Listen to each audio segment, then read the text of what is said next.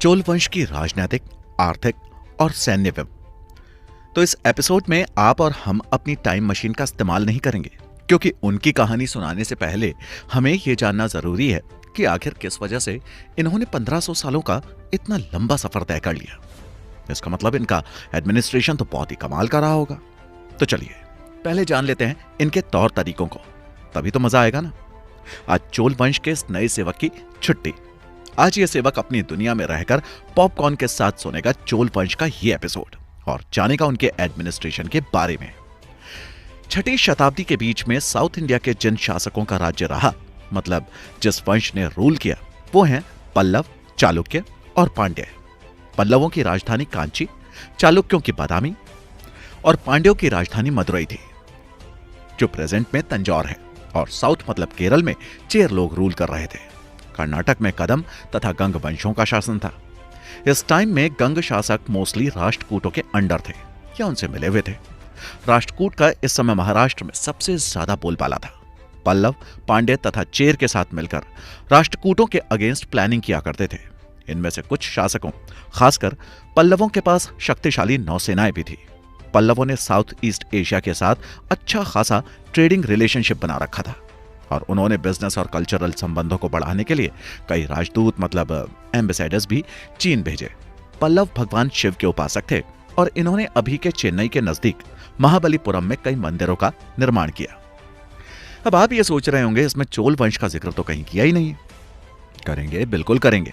हमने आपको जो भी इंफॉर्मेशन दी है, इससे आप ये तो समझ ही गए होंगे कि इन सारे शासकों ने पूरे साउथ इंडिया के साथ साथ मिडिल इंडिया के भी कुछ पार्ट्स पर अपना रूल कर लिया था।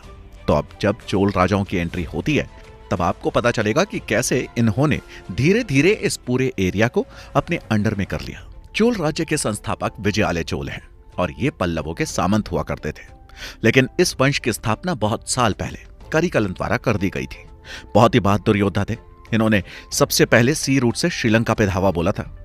करिकालन ने काफी साल तक राज किया, लेकिन प्रॉब्लम यह हुई कि इनके उत्तराधिकारी उतने काबिल नहीं थे कि इस गद्दी को उस तरह संभाल पाते जैसे करिकालन ने संभाला था।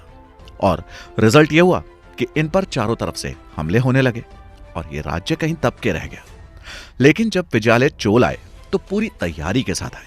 उन्होंने पहले खुद को ट्रेनिंग दी, पॉलिटिक्स, एडमिनिस्ट्रेशन और इकोनॉमिकल सभी पहलुओं पर अपनी पकड़ बनाई और फिर कर दिया पल्लवों पर आक्रमण और अपना खुद का राज्य स्थापित किया।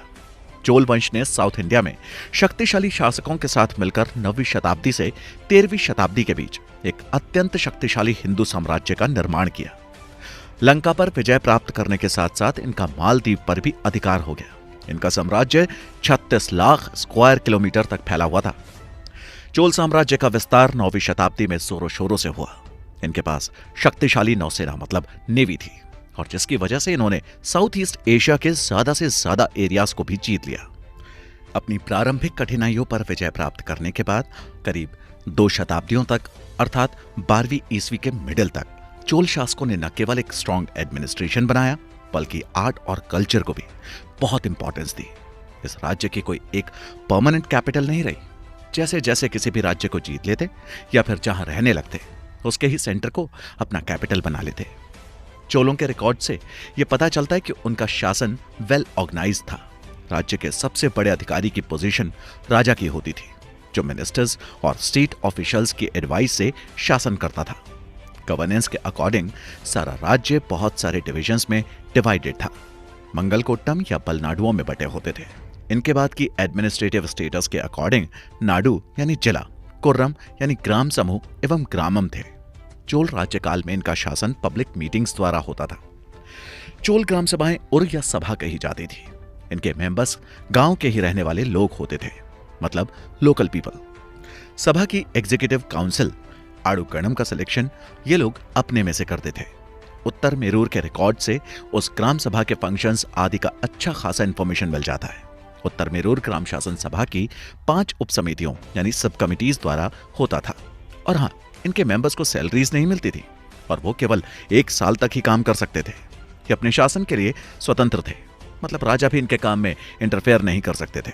ये फ्री रूलर थे, केवल उस एरिया तक के। चोल राजाओं ने सिंचाई की सुविधा के लिए कुएं और तालाब खुदवाए और नदियों के प्रवाह को रोककर पत्थर के बांध से गिरे जलाशय बनवाए, यानी डैम्स बनवाए। करिकाल चोल ने कावेरी नदी पर बांध बनवाया था। राजेंद्र प्रथम ने गंगैकोंड चोलपुरम के समीप एक झील खुदवाई, जिसका बांध 16 मील लंबा था।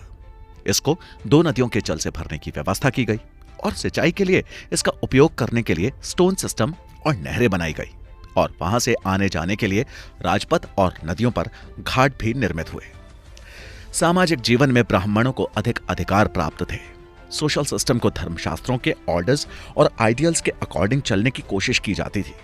इंडस्ट्री और बिजनेस 2 पार्ट्स में डिवाइडेड थे, वलंगे और इडंगे।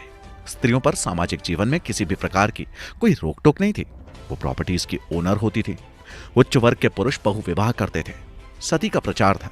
मंदिरों में गुणशीला देवदासियां रहा करती थी। समाज में दास प्रथा प्रचलित थी। दासों की कई कैटेगरी होती थी। आर्थिक जीवन का आधार कृषि था। नाना देश तिशैया यरतु इंजुरुम्बर व्यापारियों की एक बहुत बड़ी कैटेगरी थी, जो बर्मा और सुमात्रा तक बिजनेस करती थी। चोल सम्राट शिव के उपासक थे, लेकिन उनकी नीति धार्मिक सहिष्णुता की थी। उन्होंने बौद्धों को भी दान दिया। जैन भी शांतिपूर्वक अपने धर्म का पालन और प्रचार करते थे। चोल वंश की सेना काफी बड़ी थी। उनके पास टोटल 1,50,000 सेना थी, जिसमें बहुत सारे घोड़े भी शामिल थे। आपको जानकर हैरानी होगी कि ये अपने घोड़े अरब से मंगवाते थे, जिससे बाद में चलकर इन्हें काफी फाइनेंशियल प्रॉब्लम्स भी फेस करनी पड़ी। ये युद्ध में हाथियों का काफी कम यूज करते थे। पैदलों की काउंटिंग्स ज्यादा थी, लेकिन इनका सबसे इंपॉर्टेंट पार्ट था इनकी नौसेना, मतलब इनकी नेवी। उस समय पर इन्होंने अपनी नौसेना के बल पर विदेशी कंट्रीज को जीता था और सी रूट से ही बिजनेस भी करते थे।